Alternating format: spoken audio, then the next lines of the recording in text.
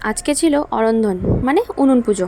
হ্যাঁ হ্যাঁ, জানি অরন্ধন দুদিন আগেই চলে গেছে, কিন্তু এডিটটা তো আমি আজই করছি না, তাই আজ ছিল অরন্ধন।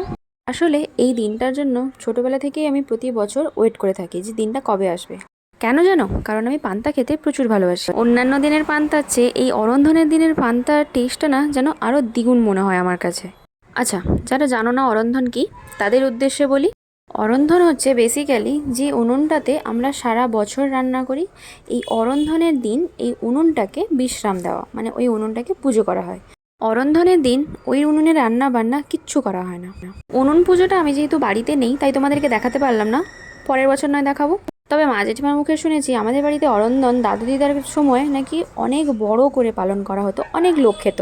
এই অরন্ধনের আগের দিন রাতে, মানে ষষ্ঠী পুজোর দিন, ভাত রান্না করে জল ঢেলে রেখে দেওয়া হয়। আর পরের দিন এই পান্তা ভাতের সাথে যে যার নিজের পছন্দ মতো শাকসবজি, মাছ ইত্যাদি রান্না করে খাওয়া হয়।